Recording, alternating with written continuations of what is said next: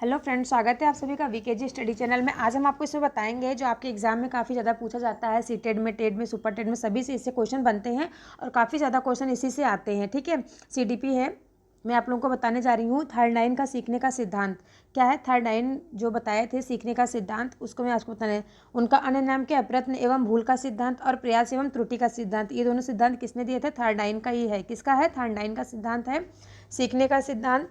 इनकी व्याख्या देख लीजिए क्या है। इन सिद्धांत के अनुसार जब कोई व्यक्ति किसी कार्य को सीखता है तो उसके सामने एक विशेष स्थिति का उद्दीपन होता है। उसके सामने क्या होता है? एक विशेष स्थिति का उद्दीपन होता है जो उसे एक विशेष प्रकार की प्रतिक्रिया करने के लिए प्रेरित करता है।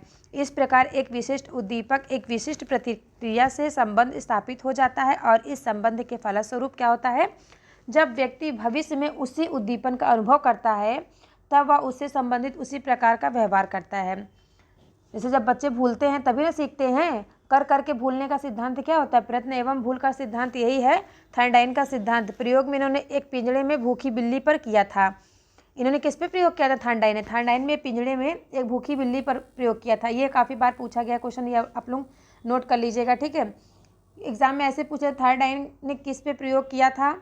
तो एक पिंजड़ा भूखी बिल्ली पर प्रयोग, आपको 3-4 उसमें दे दिया रहेगा और आपको बताना रहेगा किस पे उन्होंने प्रयोग किया था। ठीक है, नेक्स्ट सिद्धांत के गुण। थर्ड के सिद्धांत के गुण क्या थे? यह सिद्धांत उद्दीपक और प्रतिक्रिया के संबंध में को सीखने का आधारभूत कारण मानता है। यह सिद्धांत किसका? उद्दीपन और प्रतिक्रिया के संबंध में सीखने का आधारभूत कारण मानता है। यह सिद्धांत सीखने में प्रेरणा को विशेष महत्व देता है।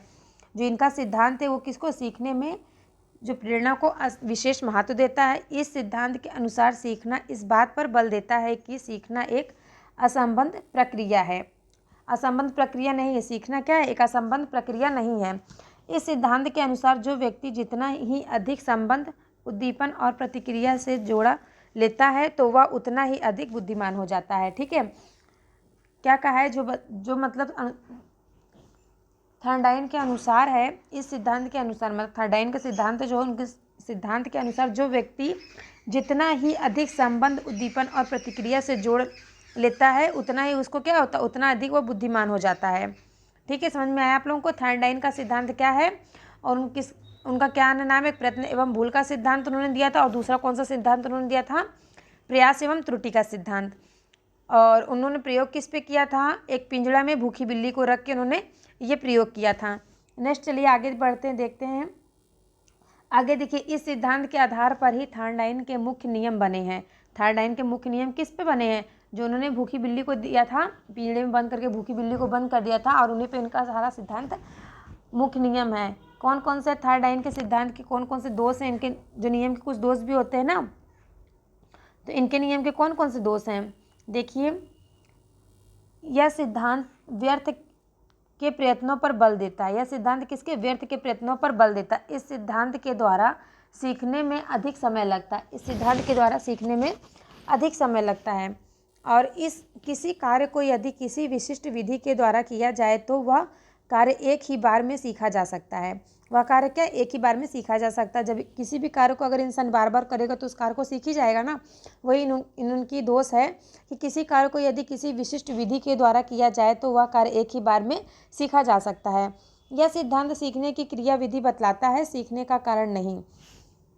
यह मतलब बताता है यह कार्य आपने कैसे किया, करने की क्रिया बताता है, करने का सीखने का कारण नहीं बताता। इसलिए इनका ये थर्ड का सिद्धांत में दोष है ये। और यह सिद्धांत मानव चिंतन को अवहेलना करता है। यह सिद्धांत क्या करता है? मानव चिंतन की अवहेलना करता है।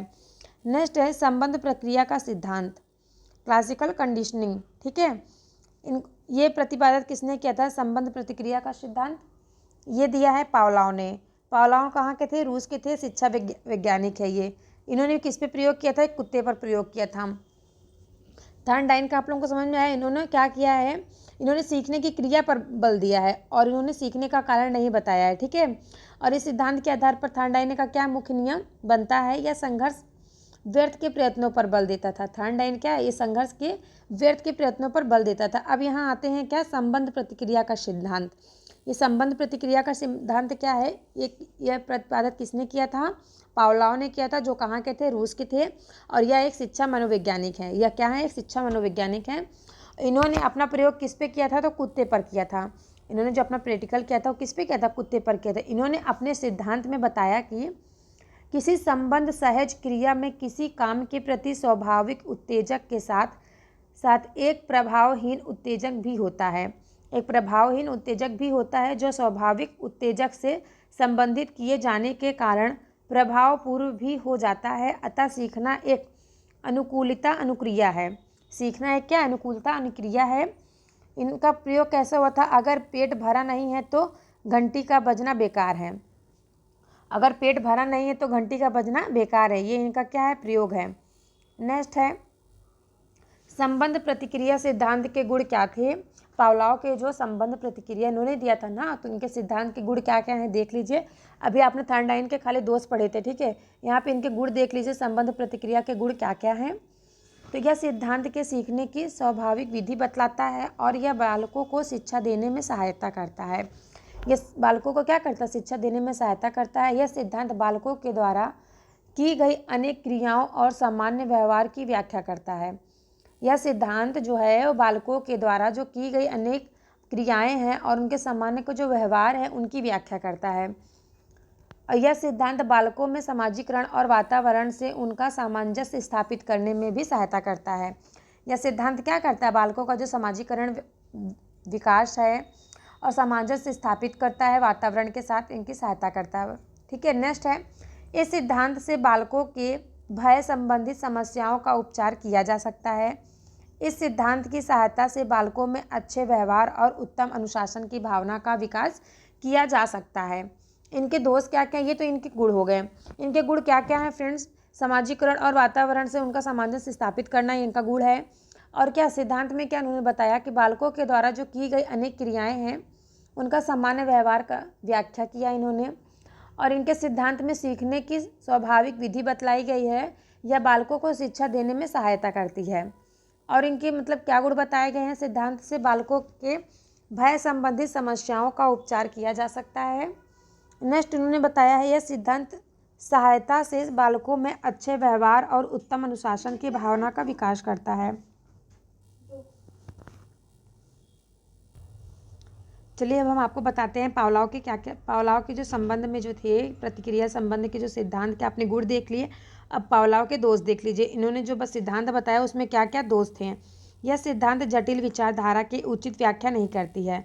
यह सिद्धांत क्या, जटिल विचारधारा की उचित व्याख्या नहीं करती है। यह सिद्धांत मानव को एक यंत्र के समान मानता है। यह सिद्धांत क्या करता है, मानव को एक यंत्र के समान मानता है, जबकि सत्यता यह है कि मानव मशीन की भांति नहीं है। मानव मशीन की भांति नहीं ना है, वो एक ही प्रकार कार्य नहीं कर सकता है। मानव की जैसे मर्जी होती है वैसे काम करता है। कोई मानव किसी दूसरे प्रकार से काम करता है तो कोई मानव कोई दूसरी प्रकार से काम करता है। ठीक है। तो वही इन्होंने बताया यह सिद्धांत मानव को एक यंत्र के समान मानता है, जबकि सत्यता यह है कि मानव मशीन की भांति काम नहीं करता है। यह सिद्धांत मानव के विवेक चिंतन जैसे गुणों की अवहेलना करता है। यह सिद्धांत में जब तक उत्तेजक बार बार दोहराए जाते हैं उसी समय का संबंधता बनी रहती है। ये आपके दोष हो गए। और इधर यह मैंने आपको क्या बताए थे, गुण बताए थे इनके। ठीक है। तो आप लोगों को समझ में आया, मैंने थर्नडाइन के गुण दोष बताए। थर्नडाइन किस पे प्रयोग किया था, उन्होंने भूखी बिल्ली पर प्रयोग किया था एक पिंजरे में बंद करके, और पावलोव ने क्या किया, कुत्ते पे प्रयोग किया। ठीक है। चलिए नेक्स्ट आगे बढ़ते हैं।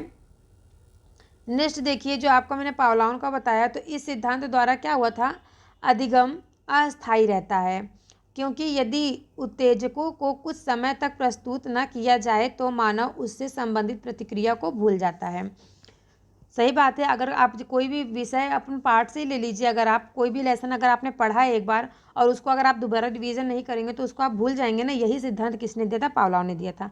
अब यहाँ पे देखिए आता है प्रॉब्लम का सिद्धांत। प्रॉब्लम का मतलब क्या होता है, भूख लगी है तो वह भोजन के लिए कार्य करेगा, जब तक भूख की प्राप्ति नहीं होगी तब तक हम उस कार्य को करते रहेंगे। प्रॉब्लम ने क्या कहा है, C.H. हगल। ठीक है। ये प्रतिपादक किसने दिया है, C.H. हगल ने दिया है। प्रसिद्ध शिक्षा मनोवैज्ञानिक है। ये कहाँ के हैं, अमेरिका के हैं। इस सिद्धांत को इन्होंने सन 1915 में अपनी प्रसिद्ध प्रिंसिपल ऑफ बिहेवियर में प्रतिपादित किया। इनका यह सिद्धांत थर्नडाइन तथा पावलोव के सिद्धांत पर आधारित था। इन्होंने अपने सिद्धांत में बताया कि प्रत्येक मनुष्य अपनी आवश्यकताओं की पूर्ति करने का प्रयत्न करता है। प्रत्येक मनुष्य क्या करेगा, अपनी आवश्यकताओं को प्राप्त करने की प्रयत्न करेगा, पूर्ति करेगा। सीखने का आधार किसी आवश्यकता की पूर्ति का प्रक्रिया है। मनुष्य या पशु उसी कार्य को सीखता है जिसे कार्य को करने में उसकी आवश्यकता की पूर्ति होती है। अतः सीखना आवश्यकता की पूर्ति के प्रक्रिया द्वारा होता है। जैसे कि इन्होंने क्या बताया कि अगर आपको खाना खाना है तो आप खाना बनाने की प्रैक्टिस करोगे, खाना खाने की प्रैक्टिस करोगे, ठीक है। अगर आपको भूख नहीं लगी तो आप खाना के बारे में सोचोगे भी नहीं। अगर आपको शिक्षा प्राप्त करनी है तभी ना आप बुक को किताबों को पढ़ोगे, उसके बारे में जानोगे, ठीक है। यही बात किसने कहा है, प्रबलन ने कहा है। नेक्स्ट है प्रयोग। इन्होंने किस पे प्रयोग किया था, हगल ने। हल महोदय ने एक भूखा बंदर पिंजड़े में बंद करके किया था और पिंजड़े के बाहर भोजन रख दिया था। पिंजड़े का दरवाज़ा एक खटका के सहारे खुलता है, बाहर भोजन पड़ा देखी अपनी भूख को शांत करने के लिए वह बंदर अंदर क्रियाशील हो जाता है, क्योंकि उद्दीपक के रूप में भोजन उसकी क्रियाशीलता में बदलती प्रबलन कहलाती है, ठीक है। अतः वह पिंजड़ा से बाहर निकलने के लिए सभी प्रकार के प्रयास करता है। अंत में वह अपने प्रयासों के फलस्वरूप खटके को दबाकर बाहर निकल जाता है। जब तक वो भोजन नहीं पाता तब तक वो क्या करता है, वो बार बार वही प्रतिक्रिया करता रहता है ताकि मैं कैसे बाहर निकल जाऊं, ठीक है। जब उसका उस खटके पे पैर पड़ता है और वो बंदर क्या होता है, खटका दबाकर बाहर निकल जाता है। इस प्रकार भोजन की आवश्यकता को करके वो संतुष्ट प्राप्ति होता है। करने की प्रक्रिया द्वारा वह बंदर पिंजरे को खोलना सीख जाता है। अगर उसको भूख नहीं लगी होती तो पिंजरे से बाहर निकलने की कोशिश नहीं करता। अगर उसको भूख लगी तभी ना वो बार बार उछल कूद करके उसने कोशिश किया पिंजरे से बाहर निकलने की, और वो पिंजरे से बाहर निकल गया और तब क्या किया, उसने सीख लिया पिंजरा को खोलना और बंद करना, ठीक है। पिंजरे को केवल खोलना सीखा, बंद करना नहीं सीखा है, ठीक है। नेक्स्ट चलिए, इस संबंधित प्रत्येक पक्ष को समझने का प्रयत्न करता है। इस कोशिश में वह परिस्थितियों के विभिन्न पहलुओं को नए ढंग से प्रयत्न कर संगठित करने का प्रयत्न करता है, जिससे कि समस्या का आसानी से समाधान हो सके। इस कार्य में अचानक सूझ उत्पन्न होती है। इस कार्य में क्या होती है, अचानक सूझ उत्पन्न होती है। इस सूझ को अभ्यास की जरूरत नहीं होती है। अतः स्पष्ट है कि किसी बालक अथवा व्यक्ति में जैसे ही सूझ आती है वैसे ही वह अनुक्रिया करना सीख लेता है। इसलिए इस सिद्धांत को अंतर्दृष्टि का सिद्धांत कहते हैं। इस सिद्धांत को क्या कहते हैं, अंतर्दृष्टि का सिद्धांत कहते हैं। इसका प्रयोग देखिए, इन्होंने क्या प्रयोग कैसे किया था। कोहलर ने अपने प्रयोग में एक सुल्तान अपने प्रयोग में एक सुल्तान नाम का एक बुद्धिमान वनमानुष को भूखा रखकर पिंजरा में बंद कर दिया था और पिंजरे के बाहर मेज पर केला रख दिया था। पिंजरे के अंदर 2 छड़ी रख दी गई थी। इसकी बनावट ऐसी थी कि ये छड़ियाँ आपस में एक दूसरे से जुड़ सकती थी। केले को बाहर रखा हुआ देखकर वह बंदर किसी भी तरह, वह वनमानुष था ना, वह वनमानुष किसी भी तरह से उसे प्राप्त करना चाहता था। यहाँ पे फ्रेंड्स थोड़ा गलत हो गया, बंदर लिखा गया है, ठीक है। उसे प्राप्त करना चाहता था। इसके लिए वह किसी हाथ से भी, कभी पैर से भी, तो तथा बारी बारी से वो पिंजड़े में रखी हुई छड़ों के द्वारा केले को पिंजड़े के अंदर लाना चाहता था। तो परंतु इस कार्य में करने पर क्या हुआ, उसे असफलता हाथ लगी, क्योंकि वह केले पिंजड़े से अधिक दूर पर रखा था। वह निराश होकर पिंजड़े के आसपास देखना शुरू कर दिया और अंत में दोनों छड़ियों की सहायता से खोलना प्रारंभ कर दिया। इस खेल के सिलसिले में दोनों छड़ियाँ अचानक एक दूसरे से आपस में जुड़ गईं और जिसके कारण फलस्वरूप हुआ एक दूसरे के आपस में जुड़ गईं, जिसके परिणाम स्वरूप सुल्तान ने उत्साह से एवं खुशी देखने को मिली तथा आपस में जुड़ी हुई दोनों छड़ियों की सहायता से मेज पर रखे हुए दोनों केले उन्होंने क्या कर लिया, खींच के खा लिया। कोहलर महोदय ने क्या किया, यह प्रयोग जब दोबारा किया गया तब सुल्तान नामक वनमानुष ने बिना किसी घबराहट के तुरंत छड़ियों को आपस में जोड़ना शुरू कर दिया और इन छड़ियों की सहायता से उसे क्या हुआ, भोजन की प्राप्ति हुई। तो इन्होंने क्या कहा है, इन्होंने एक अंतर्दृष्टि का सिद्धांत दिया, ठीक है। क्या दिया, अंतर्दृष्टि का सिद्धांत और त्रुटि का सिद्धांत, मतलब करके सीखने का सिद्धांत दिया, ठीक है। ये कोहलर महोदय थे। देखिए, सहायता से मेज पर रखे हुए केले को खींचकर खा लेता है। अंतर्दृष्टि का संबंध क्या है, लगाव से। वह मानसिक पहलू है जो किसी विशेष पहलू पर प्रदर्शित करता है, उसे क्या कहते हैं, अंतर्दृष्टि कहते हैं। इस सिद्धांत के भी कुछ गुण हैं कोहलर महोदय हैं कोहलर महोदय के, और इनके कुछ सिद्धांत के दोष भी हैं। देखिए कि कोई भी व्यक्ति अगर कोई अच्छा काम करता है तो उसके पीछे बहुत से अच्छे के आगे क्या बुराइयां भी छुपी होती हैं। तो हमको इसमें क्या कि उनकी सिद्धांत मतलब गुण भी पढ़ने हैं और उनके दोष को भी पढ़ना है। ठीक है, तो देखिए इनके गुण क्या क्या हैं कोहलर महोदय के। इस सिद्धांत के अनुसार छात्रों में सूझ उत्पन्न करने के लिए शिक्षक को पाठ के सभी अंशों व पहलुओं का अध्ययन करना चाहिए। सूझ द्वारा सीखे गए ज्ञान का हम स्थानांतरण कर सकते हैं। शिक्षकों को चाहिए कि वह कक्षा में इस ढंग का वातावरण तैयार करें कि छात्र सूझ द्वारा ही विभिन्न विषयों जैसे विज्ञान, इतिहास, भूगोल आदि को सीखे। इन्होंने कहा है कि टीचर को ऐसा व्यवहार करना चाहिए ताकि बच्चे खुद से जानने की कोशिश करें। ठीक है, ये इनका गुण हो गया। और सूझ के द्वारा छात्रों में समायोजन की शक्ति बढ़ती है। किसी समस्या के आने पर ही सूझ का उदय होता है। सिद्धांत के दोष क्या हैं? देखिए इनकी कुछ त्रुटियां भी हैं, तो देख लीजिए त्रुटियां क्या क्या हैं इनकी। यह सिद्धांत केवल सूझ के महत्व पर रोशनी डालता है क्योंकि सीखने में अभ्यास का भी स्थान होता है। तत्परता, रुचि, अनुभूति, प्रेरणा etc ये सब हो गया। क्या क्या? ये सिद्धांत केवल सूझ के महत्व पर रोशनी डालता है। किसके? सूझ के महत्व पर रोशनी डालता है क्योंकि सीखने में अभ्यास का भी स्थान होता है। तत्परता का स्थान क्या होता है? रुचि, अनुभूति, प्रेरणा etc। ठीक है, सीखने में शिशुओं के लिए यह सिद्धांत कोई खास महत्व नहीं रखता क्योंकि बालक किसी तथ्य को रट कर या अभ्यास द्वारा भी सीखता है। लेकिन यह बात भी सत्य है कि अगर बच्चों को किसी चीज़ में रुचि है तो बच्चे ज़्यादा जल्दी से सीखेंगे। ठीक है, नेक्स्ट है, इस सिद्धांत के अनुसार सीखने की प्रक्रिया अचानक होती है। इस संबंध में कुछ मनोवैज्ञानिक यह भी मानते हैं कि छात्र किसी भी विषय को अचानक नहीं सीख सकते, इसके लिए उन्हें अभ्यास करना पड़ता है। इस सिद्धांत के अनुसार प्रत्येक कार्य को सीखना संभव नहीं है। सीखने में किसी भी बालक अथवा व्यक्ति के लिए प्रयास व त्रुटि किसी न किसी मात्रा में अवश्य विद्यमान रहती है। यह किसने कहा है? कोहलर ने कहा है कि सीखने में किसी भी बालक अथवा व्यक्ति के विषय में प्रयास व त्रुटि किसी न किसी मात्रा में अवश्य विद्यमान रहती है। ठीक है, चलिए नेक्स्ट आगे बढ़ते हैं। यहाँ पे दिया है क्रिया प्रसूत का सिद्धांत। फ्रेंड्स, ये क्रिया क्या है और प्रसूत का सिद्धांत? प्रसूत का आशय व्यवहार से है और क्रिया प्रसूत का आशय उत्तेजना से है। ठीक है, प्रसूत का आशय किससे? व्यवहार से, और क्रिया प्रसूत का आशय उत्तेजना से है।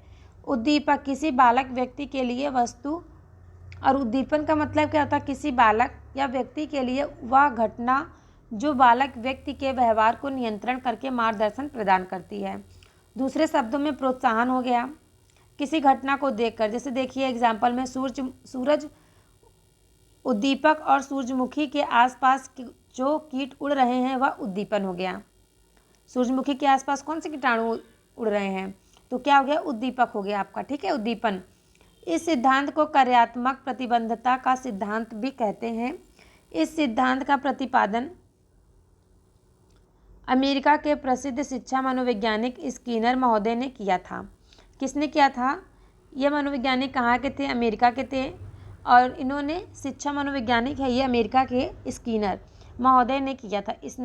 स्किनर एक व्यवहारिक मनोवैज्ञानिक थे। इन्होंने चूहे तथा कबूतरों के विभिन्न सहज क्रियाओं पर प्रयोग किया। इन्होंने 2 प्रकार की क्रियाओं पर प्रकाश डाला। कौन कौन सी 2 प्रकार की क्रियाएं थे? एक उद्दीपन प्रसूत क्रियाएं और दूसरा क्या था? क्रिया प्रसूत। ठीक है, नेक्स्ट आगे बढ़ते हैं। देखिए उद्दीपन प्रसूत क्या है?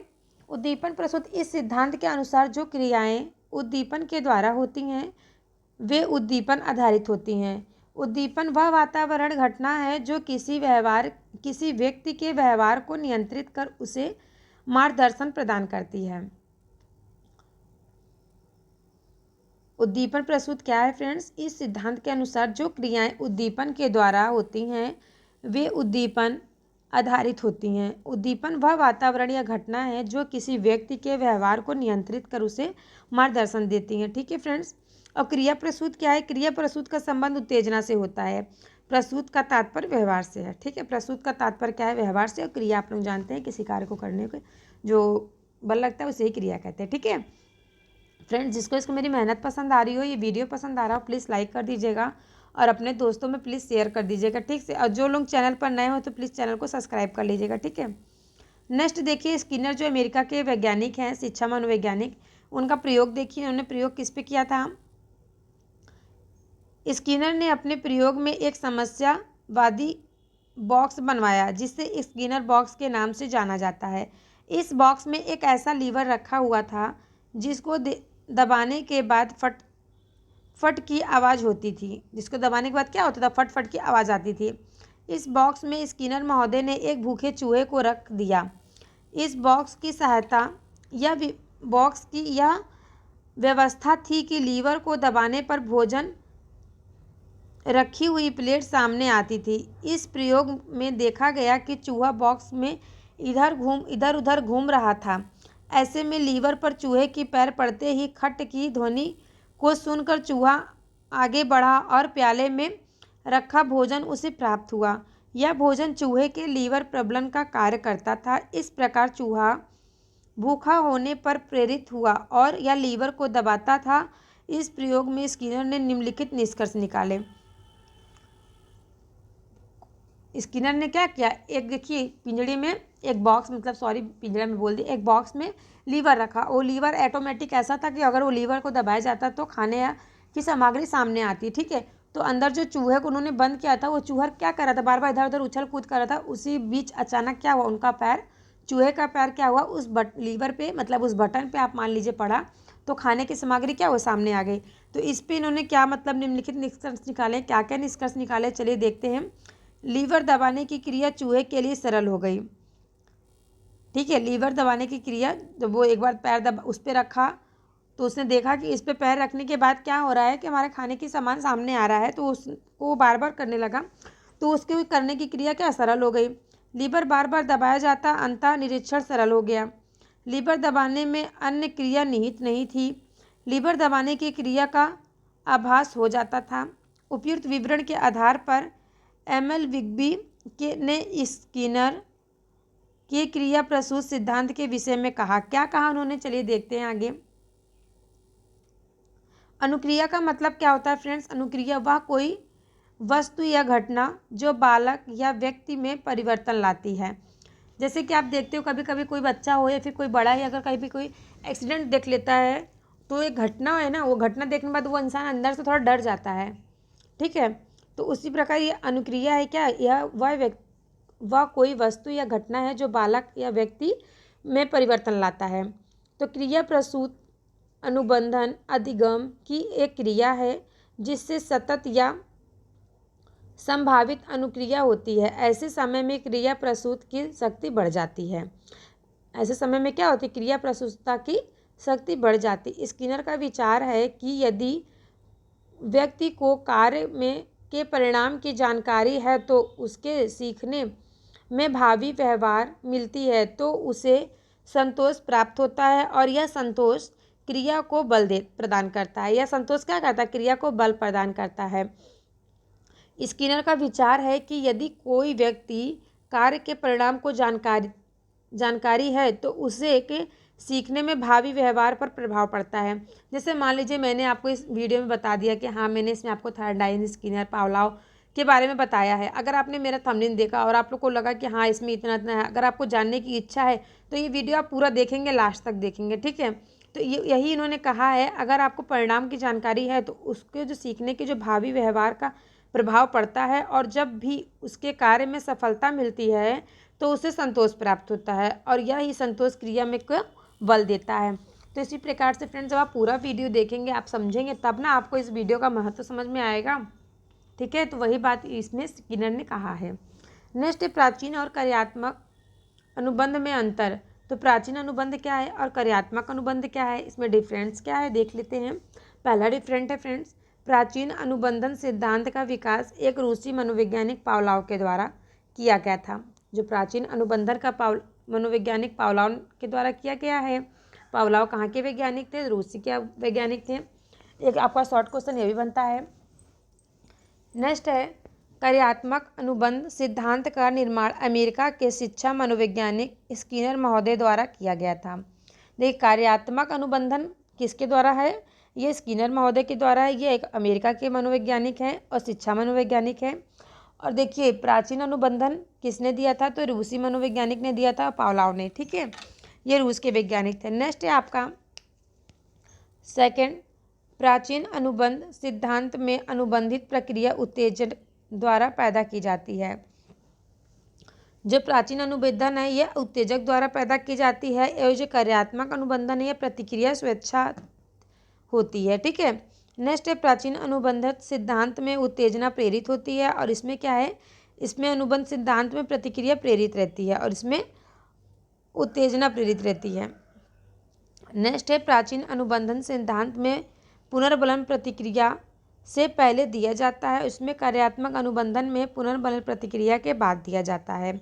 नेक्स्ट है प्राचीन अनुबंधन सिद्धांत में प्रतिक्रिया पूर्वकालीन घटना द्वारा नियंत्रित होती है। नेक्स्ट है कार्यात्मक अनुबंधन सिद्धांत में व्यवहार परिणामों द्वारा नियंत्रित होता है। ठीक है फ्रेंड्स, प्लीज़ मेरा वीडियो लाइक कर दीजिएगा, अपने दोस्तों में शेयर कर दीजिएगा ज़्यादा से ज़्यादा। अगर चैनल पर नए हो तो प्लीज़ चैनल को सब्सक्राइब कर लीजिएगा। ठीक है, इसके आगे मैं आपको नेक्स्ट डे पढ़ाती हूँ नेक्स्ट चैप्टर में। ठीक है।